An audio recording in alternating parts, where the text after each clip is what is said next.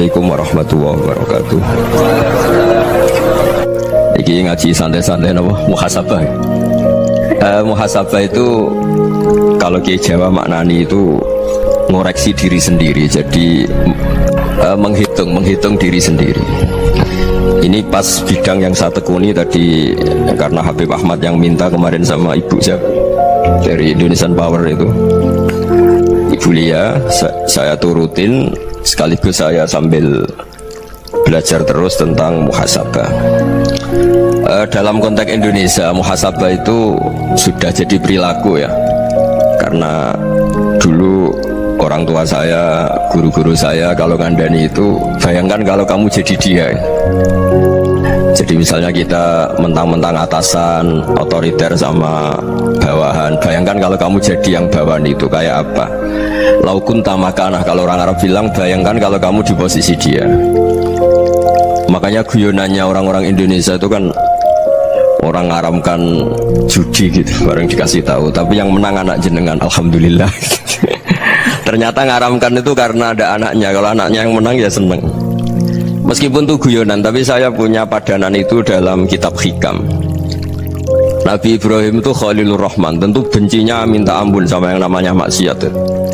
Suatu saat beliau diterbangkan di alam malakut. Itu kalau di Hikam saya halaman 15 juga. Saya masih ingat betul. Mungkin kalau Anda beda halaman karena beda cetakan. Setelah diterbangkan di alam malakut, diperlihatkan sama Allah, ada orang pezina, ada orang syaribul khomri, ada orang mabuk, ada orang macam-macam. Allah tanya sama Nabi Ibrahim, bagaimana pendapat kamu Ibrahim tentang mereka yang maksiat?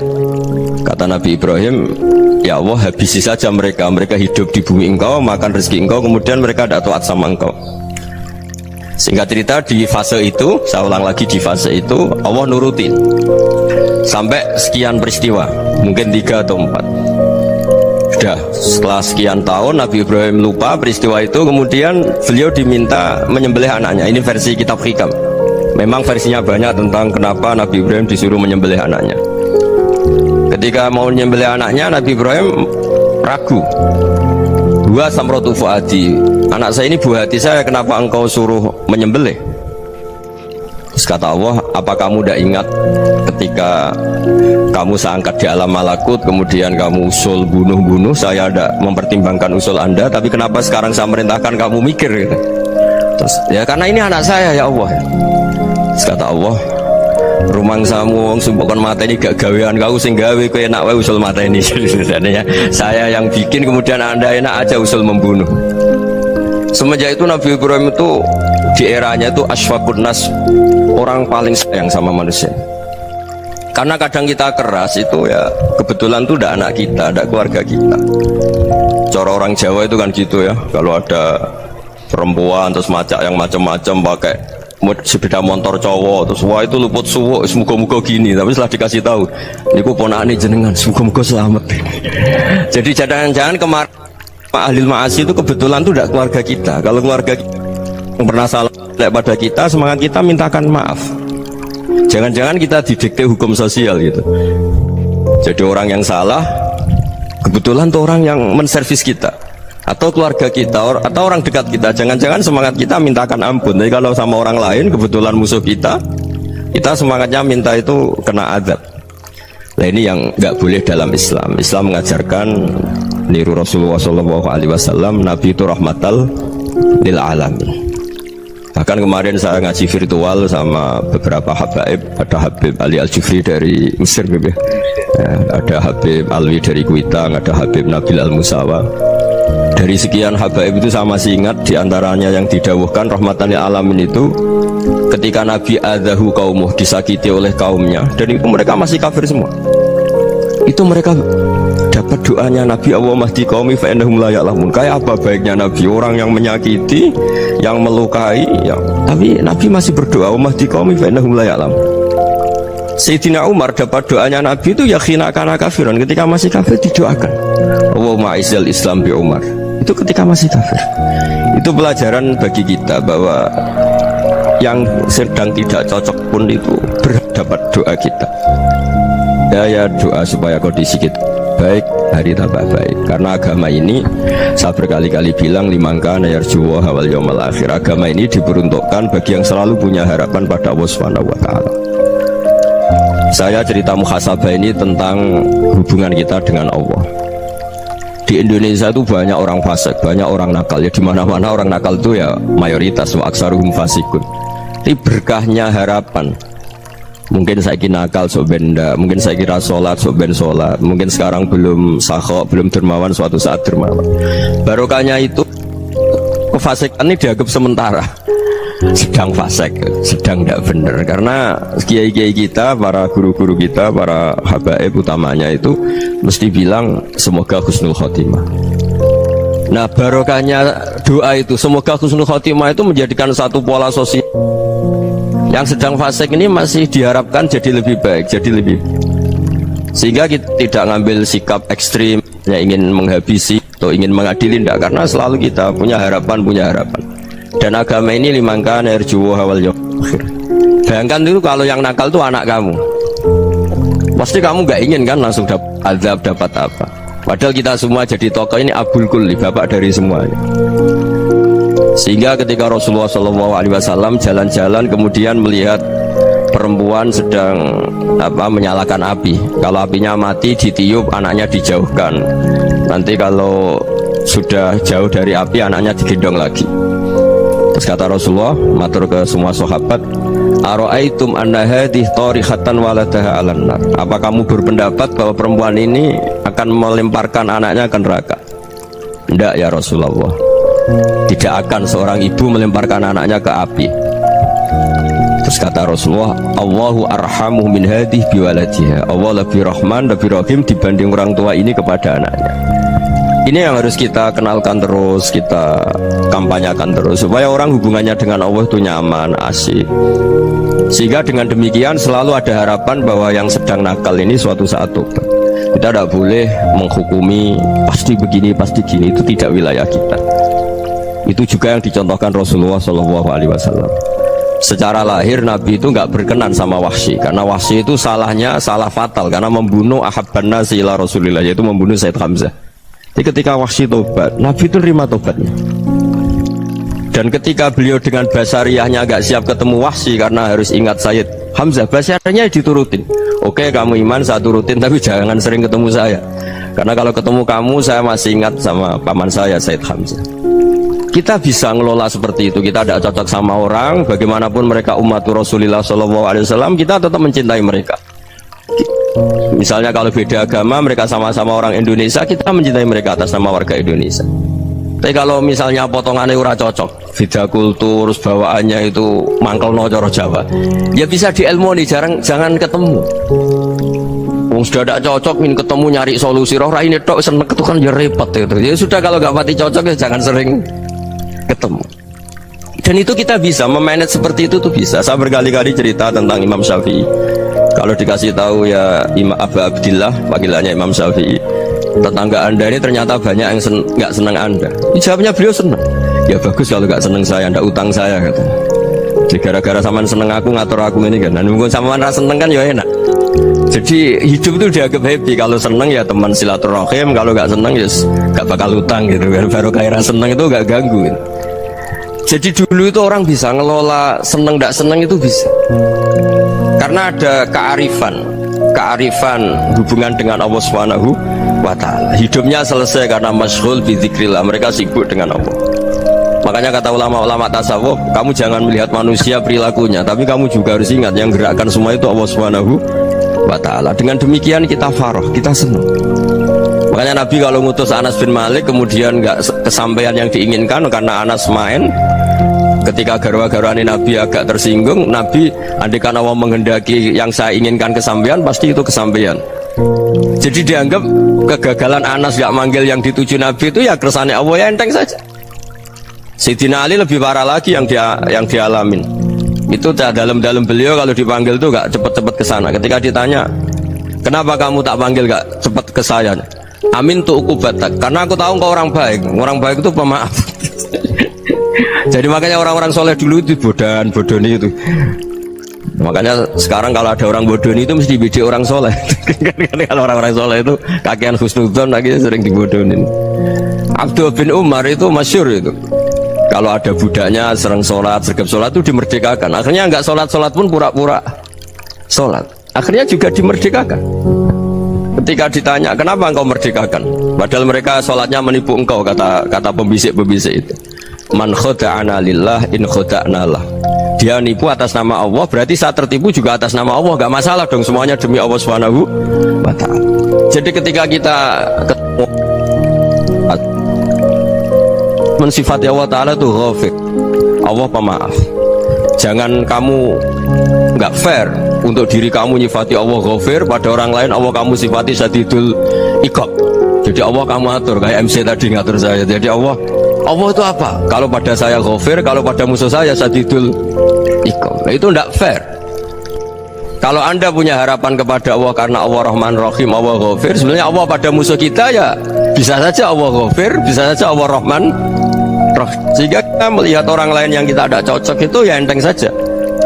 Itu min ummati Rasulillah sing tanaluhu syafa'atuh, tanaluhu sa'atu rahmati, tanaluhu fair. Jangan dengan kita kayak mesti dapat rahmat, jangan orang lain kayak Allah pasti syadidul iqab, itu tidak boleh. Sehingga ketika ada orang Badui, singkat cerita orang Badui ini kencing di masjid, semua sahabat membentak dia, yang nggak bentak hanya Nabi tok. Saking mangkalnya orang ini karena semua sahabat bentak kecuali Nabi. Setelah dibenarin Nabi, terus Nabi nyuruh sobu ali dhanuban min ma'in. Setelah disucikan masjid itu, dia berdoa keras sekali. Allahumma arhamni wa Muhammadan wa la tarham ma'ana ahadan. Ya Allah, yang berhak dapat rahmatmu hanya saya dan Nabi Muhammad, yang lainnya jangan gitu. Karena yang lainnya tuh jengkelin, gitu aja saya salah dimarah-marahin gitu. Jadi kalau kamu doa terbatas ya kayak orang Bedui ini, kayak orang Arabi. Apa kata Nabi? Laqad tahajjarta wasi'an. Allah yang rahmatnya luas menjadi kamu sempitkan karena kamu mau atur Allah hanya Rahman pada Indonesian Power, pada NU, pada kita yang orang lain nggak perlu dapat. Itu kan kasihan Islam, karena Islam terus nggak dimiliki semua orang. Allah nggak dimiliki semua orang, Rasulullah nggak dimiliki semua orang karena dipek NU, dipek ormas tertentu, dipek. Nggak boleh seperti itu, nggak boleh takhasyar tawasian, kata Nabi, nggak boleh mempersempit berat yang rahmatnya itu luas. Ini semoga etika ini kita pakai di Indonesia. Yang sedang fase kita harapkan lebih baik, yang sedang nggak dapat hidayah kita doakan dapat apa? Hidayah. Masyhur kan, makanya tadi saya mohon sama Habib Ali supaya Habib Ahmad supaya tetap mahalul qiyam tabaruk sama Habib Ali. Di antara doa-doa di Simtud Duror masyhur itu antuqa bilal mudhniba minnah bil ghufran wal musi'ah bil ihsan. Jadi harapannya para habaib, para orang-orang baik dulu ya, semoga yang dosa itu dimaafkan, yang sedang salah dibuka, bikin lebih baik. Nabi itu tugasnya juga gitu, wastaghfir li dzambika walil mu'minina wal mu'minat. Nabi itu tugasnya juga memintakan ampun yang sedang salah. Nah ini cobalah jadi etika kita, muhasabah kita. Jadi muhasabah itu cara berpikir kita set, kita pikir ulang. Ternyata semangatnya seorang Nabi itu wastaghfir li dzambika walil mu'minun. Semangatnya itu memintakan ampun. Orang ahli tafsir tahu semua kalau Nabi itu tidak mungkin dosa. Jadi itu khitabun Nabi wa urida bihi ummatu, itu khitab Nabi, tapi yang dimaksud itu umatnya, karena Nabi tidak akan mengalami dzambun, tidak akan mengalami dosa. Sekarang enggak, kadang-kadang kita ini kalau orang lain salah itu semangat. Kalau di perusahaan ada teman salah, apalagi pimpinan salah itu seneng, barokahnya salah bisa ganti kan gitu. Ya, jadi kalau mungkin di dunia tokoh juga gitu, barokahnya ada tokoh salah, kita yang jadi populer sendiri, tidak boleh seperti itu. Kita harus salimus sodri di jami'il muslimin. Jadi ini harus dilatih. Saya tadi matur sama Habib Ahmad, latihan kita jadi hidup. Nabi itu kalau resep jadi wali itu kata Nabi gampang. Kata Nabi, kalau kamu ingin disenangin Allah, ya sudah, kalau kamu asbahta wa amseta gini-gini, perasaan kamu, kata Nabi, jangan punya perasaan ghil sama orang muslimin. Itu sudah wadzalika min sunnati. Makanya Nabi ngendikan la yablughni ahadun an ahadin syai'an. Ada yang baca la yuballighni ahadun an ahadin syai'an. Seseorang jangan melaporkan ke saya tentang salahnya yang lain. Fa inni akhruju ilaikum wa ana salimus sodri, karena saya ingin ketemu sampean semua dalam keadaan salimus sodri, tidak punya perasaan apa-apa. Karena kalau nurutin membisik, nurutin informasi itu ya repot, karena orang pasti sepihak. Ada kiai yang top datang ke kampung-kampung ning desa-desa. Kata yang seneng itu punya akhlak. Oh itu bagus orang besar datang ke kampung-kampung. Kata yang nggak seneng, oh itu jobnya kiai kecil kok diambil, itu kan ya kasihan itu kan sudut pandang. Makanya saya sering bilang akal kita ini cukup untuk mentasdik Rasulullah SAW. Meskipun perasaan kita kadang orang Jawa itu beda. Saya berkali-kali bilang sama peneliti dari Jogja, kenapa sih Gus para nabi itu kok poligami istrinya banyak? Nabi Dawud katanya itu berapa? Nabi Sulaiman malah jumlahnya agak terbatas ini. Nabi Muhammad itu paling sedikit.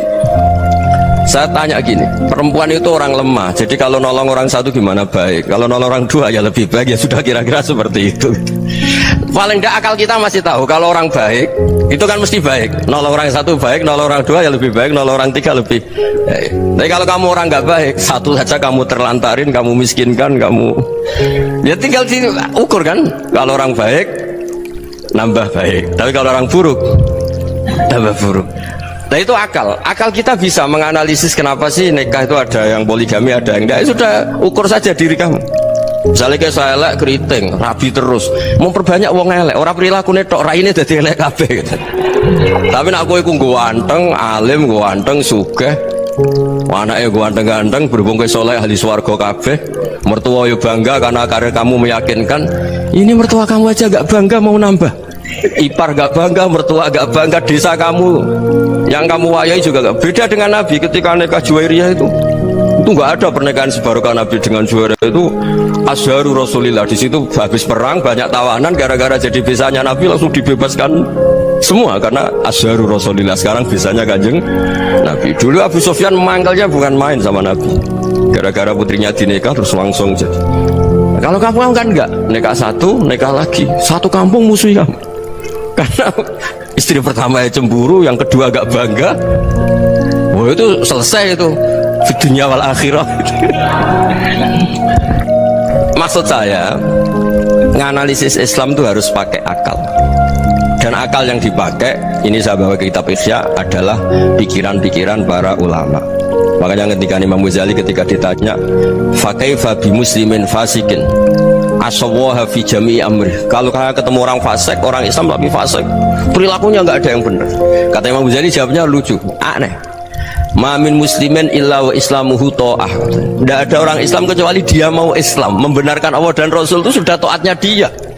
Kok kamu tidak bisa melihat taatnya dia? Dia pikirannya kan ini pemabuk, ini tukang apa. Tapi kata Imam Ghazali, sebenarnya kamu masih bisa berpikir positif. Ma min muslimin illa wa islamuhu ta'ah. Tidak ada seseorang Islam ketika dia milik Islam itu pasti ada taatnya, yaitu tasdik pada Allah dan tasdik kepada Rasulullah SAW. Jadi dengan pola seperti itu, maka di antara guru-guru kita yang modern ya di era Mbah Maimun, di sini ada Habib Ahmad, Habib Salim, syair yang sering dibaca beliau adalah ada orang munajat sama Allah. Ini cerita munajat. Itu orang itu ngendikan gini, ana musnibun, ana mukhtiun, ana asi, huwa rahimun, huwa ghafirun, huwa afi. Ya Allah, saya mukhti, saya orang yang salah. Ana musnib, saya orang yang dosa. Ana asin, saya sering maksiat. Tapi engkau ya Allah, engkau ghafir, pemaaf. Engkau rahim, maha pengasih. Engkau afin, yang mudah memaafkan. Kata orang ini ya agak kurang ajar, tapi saking senengnya sama Allah, qobal tuhunna salasatan bisalasat. Ya gini saja ya Allah, sifat engkau diadu dengan sifat saya. Engkau Tuhan, Gusti, nggak boleh kalah katanya. Terus wasatah liban ausofu ausofi, dan engkau pasti pemenangnya gitu. Jadi ada orang rayu Allah dengan cara seperti itu ya ada ya. Saya ini manusia, salah saya banyak, engkau ampunannya banyak. Engkau Tuhan, Gusti, gak boleh ampunan Anda, ampunan engkau kalah dengan salah saya. Gak boleh Tuhan kok kalah. Jadi untuk supaya orang punya harapan gitu. Banyak juga wali-wali yang jadab ketika datang ke makam Rasulullah SAW. Itu kalau dongo ya agak kacau sebenarnya, cara syariat agak kacau. Ya Allah, engkau punya dua pilihan. Jika engkau menjadikan saya soleh, surah habibu, yang senang kekasihmu, yaitu Rasulullah SAW. Tapi jika engkau menjadikan saya fasik, surah adu, yang senang itu setan. Monggo jenengan mau menyenangkan kekasih jenengan, mau menyenangkan musuh jenengan, monggo jenengan bebas kok memilih. Mestinya Allah ya senang menyenangkan kekasihnya. Jadi ya, intinya Allah dipaksa untuk menjadikan dia orang soleh gitu. Jadi kayak kemarin itu Pak Gus siapa yang kesini itu kuliah kesini itu sama Habib Ahmad. Saya pertama nggak mau, lama-lama Habib Ahmad ini gimana Gus, orang taunya saya dekat jenengan, kalau nggak kasil saya waduh ini kayak doanya wali yang tadi. Nggak punya pilihan, nggak ada pilihan. Jadi saya mohon muhasabah itu dimulai cara berpikir. Makanya di sini sebetulnya tag ini supaya dapat barokahnya Ihya. Ini kitab yang disenangi para habaib, para ulama. Sebetulnya tag di muhasabah itu redaksinya gini ya, yang lengkap. Hasibu anfusakum qabla an tuhasabu wa zinuha qabla an tuzanu wa tahayya'u lil ardil akbar. Jadi ada kata wazinu, jadi ukur. Perilaku Anda ini diukur, ditakar. Misalnya kita sebagai suami kan ya punya hal-hal yang kita tidak ideal. Corong Jawa mesti pesek, cara rezeki ya pas-pasan ya. Dan kita juga kalau makanya agak boleh tanya istri begini, apa saat cinta pertama Anda? Pasti Anda kecewa. Orang jadi istri hanya korban terakhir gitu. Sudah. Karena orang kalau ngelamar kemana-mana gak jadi istri itu pasti korban terakhir gitu. Jarang istri pilihan pertama, jarang. Ayo semua yang nikah. Rata-rata itu pilihan Anda pertama Pak, dari sekian ditolak di mana-mana terus. Ya perempuan terakhir. Kamu juga korban terakhir. Itu wali-wali dulu kalau ngandani kita itu sederhana. Antal ini masyhur diceritakan Habib Zain bin Semit dalam kitab Al-Manhajus Sawi. Antalam tajid min nafsika kullama turid. Fa kaifa turidu min ghairika kullama turid. Kamu yang ingin ideal saja, kamu tidak menemukan pada diri kamu untuk menjadi ideal. Kamu kan ingin ganteng, ingin punya uang banyak, ingin perilaku Anda sempurna. Anda saja yang punya keinginan tidak bisa mewujudkan keinginan Anda sendiri. Fa kaifa turidu min ghairika ma turid. Jadi antalam tajid min nafsika kullama turid. Fa kaifa turidu min ghairika kullama turid. Kamu yang punya keinginan saja. Misalnya saya ingin punya uang banyak, perilaku saya selalu benar, gak pernah salah. Loh, saya yang ingin saja dengan diri saya gak bisa untuk benar terus. Kok kamu berharap orang lain selalu benar? Jadi antalam tajid ya sama. Kalau kamu menuntut istri kamu itu ramah, neriman, apa kamu neriman sama wajah istri Anda gitu? Engkau ya pola neng dindi jajaki sana jajaki sini, kamu sendiri dak kona apa? Jadi itu nasihat yang luar biasa. Antalam tajid min nafsika kullama turid fa kaifa turidu min ghairika kullama turid. Kamu mau menghormati semua orang? Tidak mau kan? Kemudian Anda berharap semua orang menghormati kamu. Tidak ingin kan orang lain semua menghujat kamu, sementara kamu enak aja menghujat orang lain. Makanya Rasulullah SAW luar biasa ketika bikin kaidah sosial, apa la yu'minu ahadukum hatta yuhibba li akhihi ma yuhibbu li nafsihi. Jadi kalau ukuran iman itu sederhana. Kalau sesuatu itu baik, nyaman bagi Anda ya bayangkan itu pada teman Anda. Misalnya Anda bangun tidur sudah acak-acakan, nggak punya uang, utang jatuh tempo, kan nggak ingin ketemu orang. Ya kamu jangan bertamu ke jenis ini, karena kalau dengan kamu yang alami juga nggak siap ketemu orang. Makanya ada Habib Alim itu dilapuri sama seseorang. Beb, dulu teman saya itu ketika saya kaya itu sering main ke saya. Setelah saya miskin, mereka tidak main ke saya. Kata Habib itu bagus, sunah begitu itu bagus.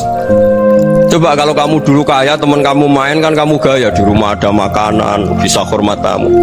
Setelah kamu miskin jadi buruh manol di pasar atau buruh bikin boto, teman kamu datang, malu enggak kamu?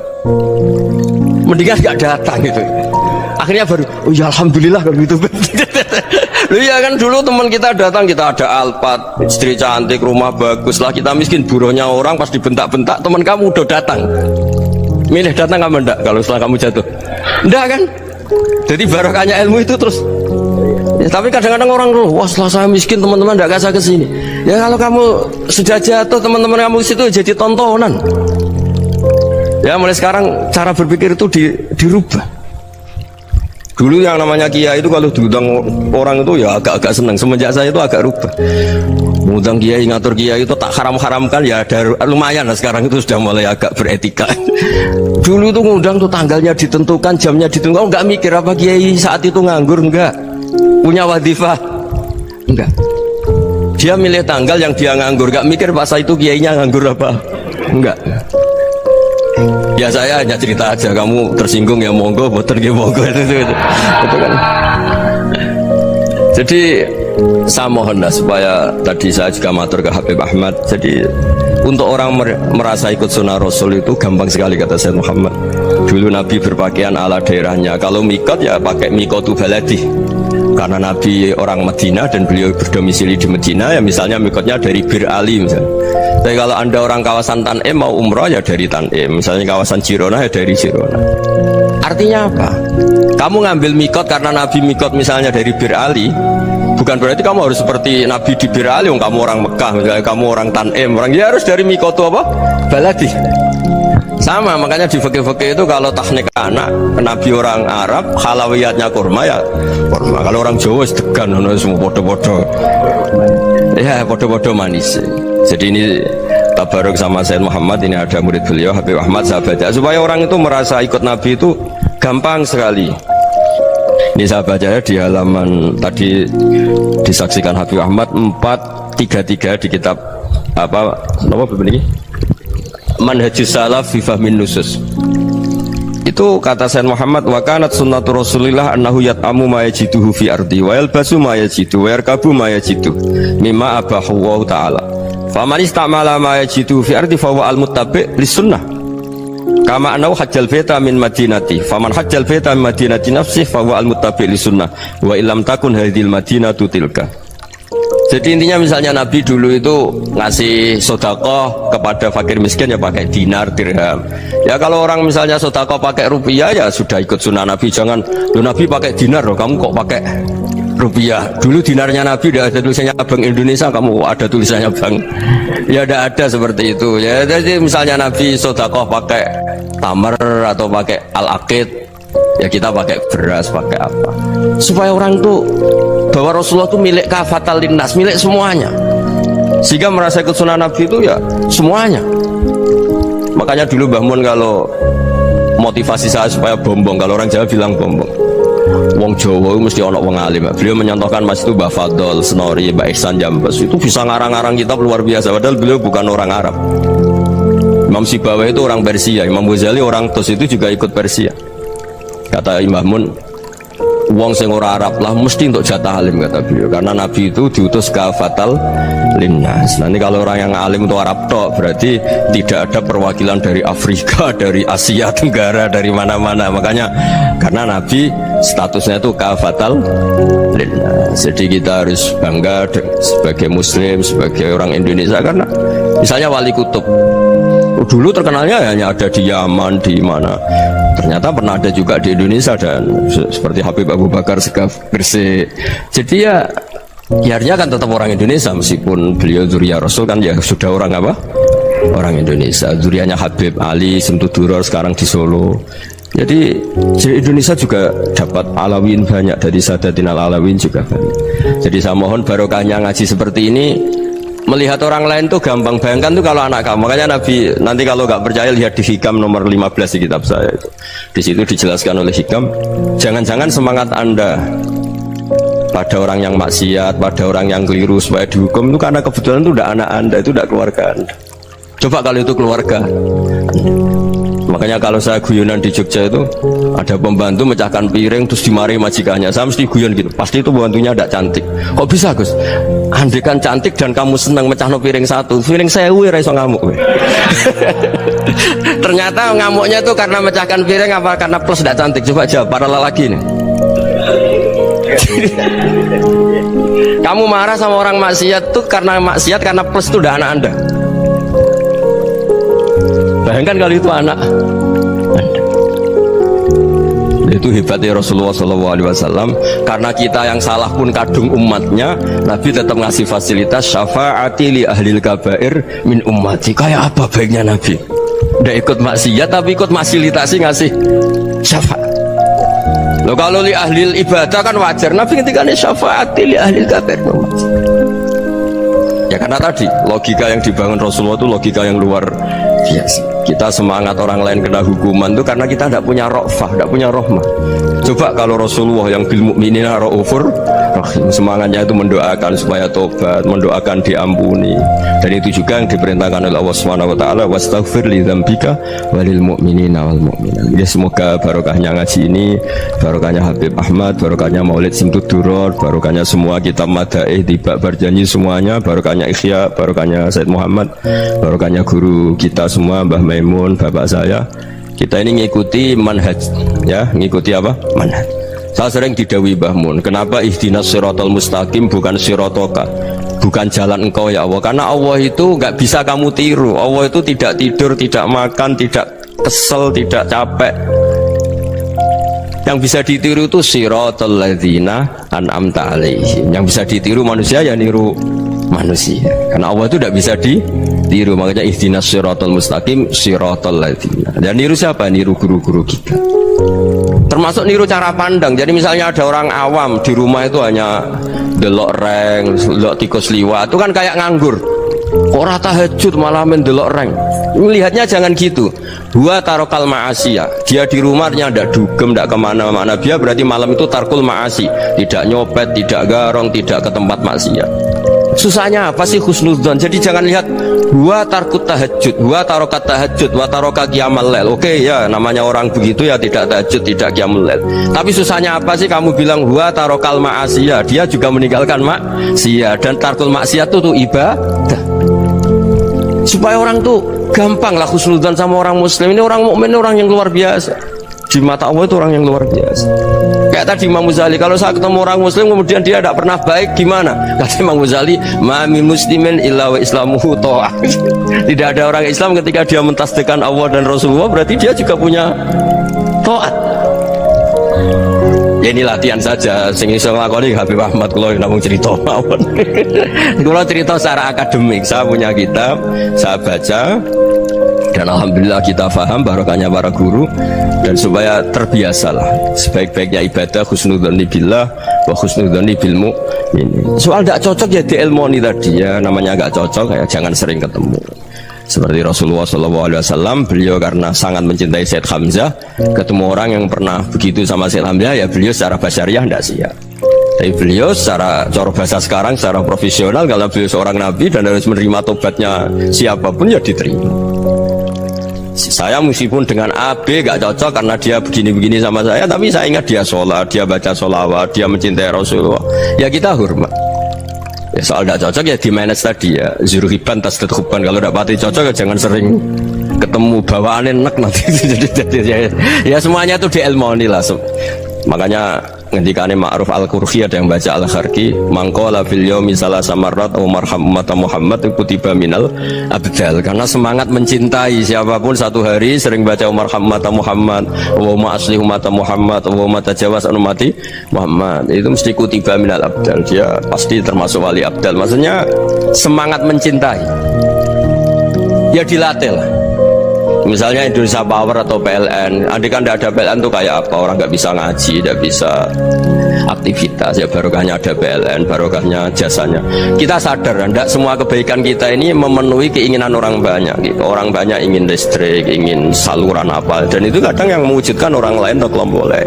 Ya karena itu manfaat ke orang lain ya kita doakan. Karena khairun nas anfa'uhum linnas. Sehingga kita terbiasalah ngakui orang lain. Seperti semangatnya Rasulullah SAW, semuanya itu didoakan, semuanya diinginkan kebaikannya. Bahkan Nabi gak putus asa sampai di akhirat.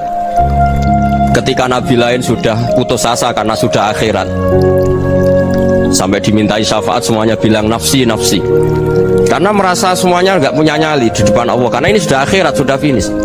Tapi apa Rasulullah? Analah, ya udah saya sanggup mensyafaati kalian. Terus kata Nabi, fa'atiyal arsya, saya mendatangi aras, fa akhirru lahu sajidan, saya sujud, wa ahmaduhu bima hamida allamani rabbi. Kemudian saya tetap muji Allah dengan pujian yang terus menerus. Padahal sudah di akhirat, sudah finish. Nabi dimintai syafaat masih sanggup, karena Nabi tahu akhirat tidak bisa mendikte Allah, tidak bisa. Allah terus bilang, ya Allah ini akhirat loh, engkau sudah tidak boleh mensyafaat. Tidak bisa. Allah tidak bisa diganggu akhirat. Allah tidak boleh dibatalkan rahmannya oleh akhirat. Allah tetap Rahman Rahim abadal abad. Dan Nabi tahu itu. Makanya kata para ulama, fa Muhammadun Ahmadu min ghairihi. Jadi Nabi Muhammad namanya dua yang terkenal. Sebenarnya banyak yang terkenal dua, Muhammad sama Ahmad. Ketika Nabi punya nyali memuji Allah di akhirat atau sudah di akhirat, itu fa Muhammadun Ahmadu min ghairihi. Ketika Nabi lain sudah punya nyali muji Allah karena sudah akhirat, Nabi Muhammad tetap berani muji Allah di saat seperti itu. Makanya Ahmadu di situ kata ulama itu afal tafdil, fa Muhammadun Ahmadu min ghairihi. Kanjeng Nabi lebih memuji Allah di saat yang Nabi lain sudah tidak punya nyali untuk memuji Allah di saat itu. Makanya kata Nabi fa akhiru lahu sajidan wa ahmaduhu bi mahamida 'allamaniha rabbi.